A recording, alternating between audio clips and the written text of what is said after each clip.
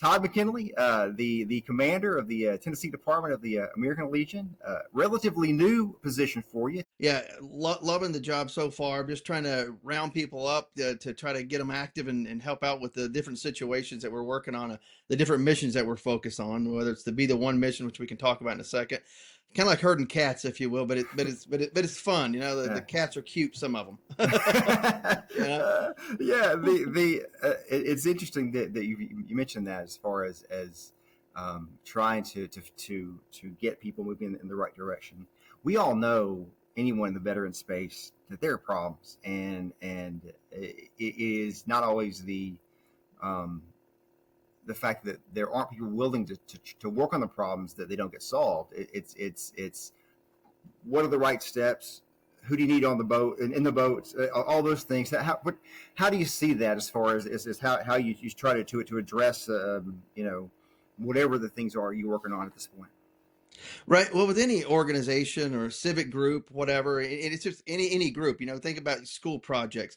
You got about 10% will actually do the real work, and then you got about 90% that'll, you know, be a member, I guess, but then won't do a thing at all, won't show up for anything. And then you have like that 1%, 2% that show up and just to complain about how the 10% is actually doing the job. You know what I mean? But they won't actually step in. So every organization has those problems. We have it as well, but it's trying to just find the right thing, the right niche for somebody to be able to put their talents to good work. That's kind of the job as the commander, if you will, finding people that are willing, but at the same time finding people that maybe have yet to step up, but at the same time you recognize a talent in them and give them a job, give them some direction, some purpose.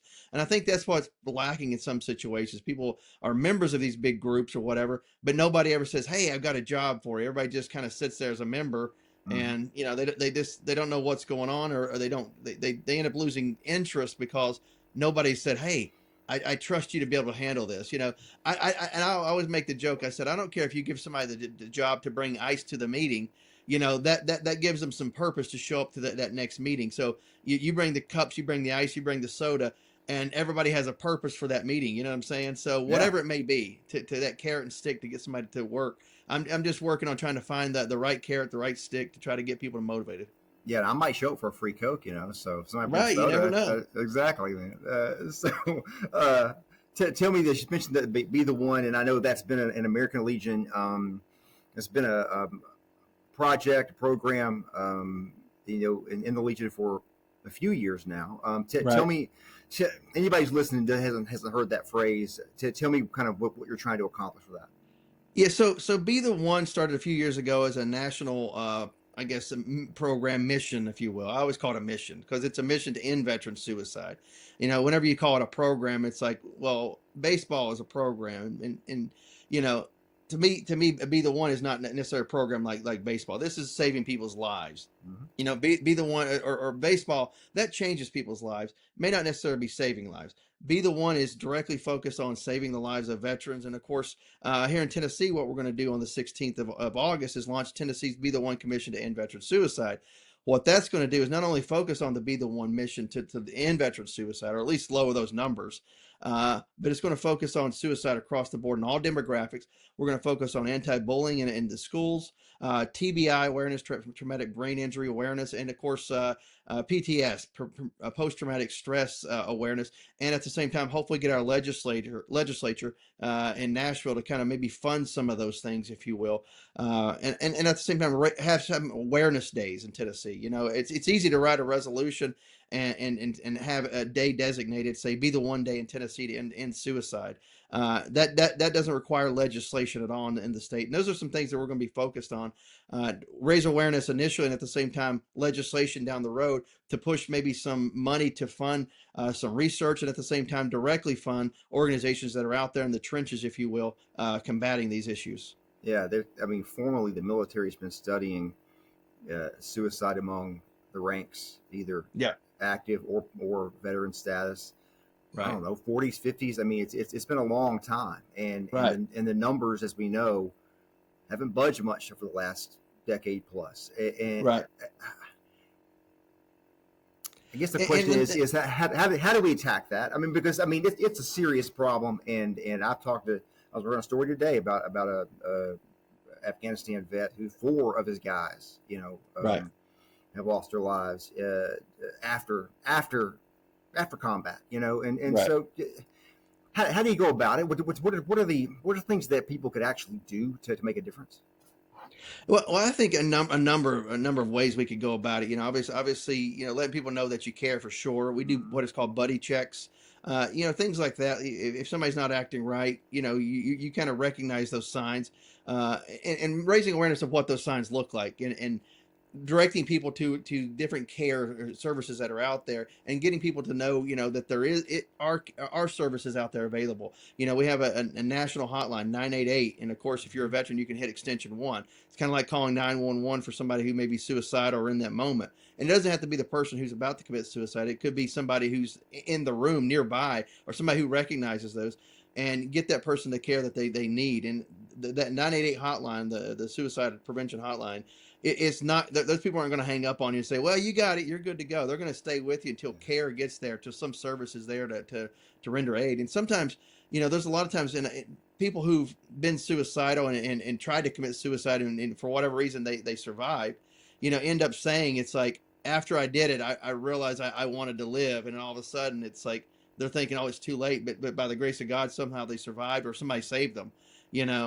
So it's one of those things. It's like they could be having just that one moment where they'll never have it again, or maybe they're going to have many moments. But we're trying to teach them how to cope with those moments, and of course let them know, hey, we care. These are the services that are out there. Those are things that we're focused on with the American Legion, getting people the care that they richly deserve. Yeah, the thing I run across so often is I'll get an email or a call from somebody connecting me to a veteran, and the veteran has no idea what they rate, how to access whatever it is they rate. Never been to the VA, never signed up for anything.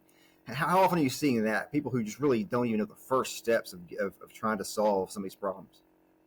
Yeah, no, absolutely. And it can be daunting, I imagine, with so many different organizations out there, whether it's nonprofits, private groups, and of course, government entities with the VA. It's like, where do you go? How do you broach those things? And how do you get the services? And a lot of times the people that are feeling, say, suicidal, or having post-traumatic stress, they don't know how to approach people, you know what I'm saying? Because they're not thinking in their right mind. I'm not saying that they're stupid or anything like that. They're not thinking rationally and clearly. And at the same time, deep down sometimes, and I've talked to people who have been suicidal, and they're like, I was too ashamed to approach anybody. I didn't want to be seen as being weak or this or that. I didn't want to be judged, so they don't approach people. And that's the thing. You got to let people know who, if somebody approaches you, you cannot be judgmental. You can't be like, well, that's stupid. You can't be, cast any sort of aspersions, or you can't name call. You got to be just like, it can happen to anybody in a lot of ways. You wouldn't cuss somebody out who got rear-ended at a stop sign. You know what I'm saying? That's out of their control.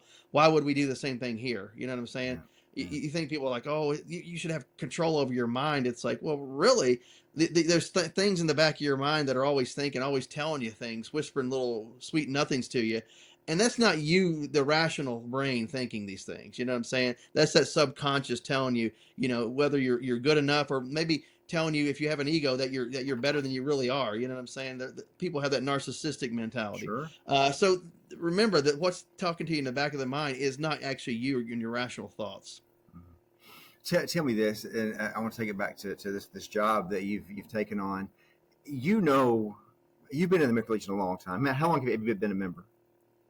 So I'm pushing 20 years. So I think next year will be 20 years, but Yeah. I think that's 20 years straight. I think I have like 23 maybe total. I've got to do a recalculation on that, Yeah. but I'm paid up for life member. So every year I don't have to renew my membership. It's automatic. That's good. Yeah. The question I was trying to get to is that you've been in it for a long time, and you know all of the levels of problems, right? You've got not only the issues that veterans deal with day in, day out, but the organizational issues inside of VSO, and you mentioned complainers. You got it from the inside, from the outside, a lot of noise that can be distracting, pull you off of what the thing that you're actually trying to work on. How do you manage all of those issues along the way? Because I mean, the ultimate goal, like you said, you're trying to help folks. That's why you take jobs like this.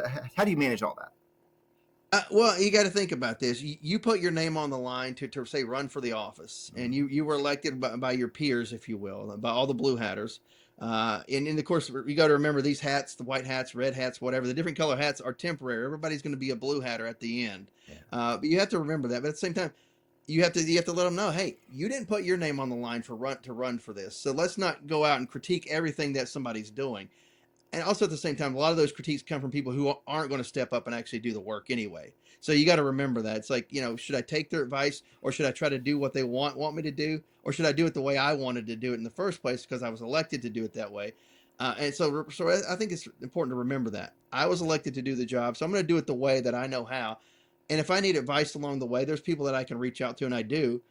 People that I trust, but I'm not going to sit there and take it from the quote unquote peanut gallery of people who don't want to do the work, but they want to critique you from the sidelines, if you will. It's like, the Monday morning quarterback or the person who's watching football. It's like, oh, they should have done this and done that. It's like, you're overweight in your recliner drinking a beer. I'm sorry. How are you going to critique an NFL running back on his lack of a cutback?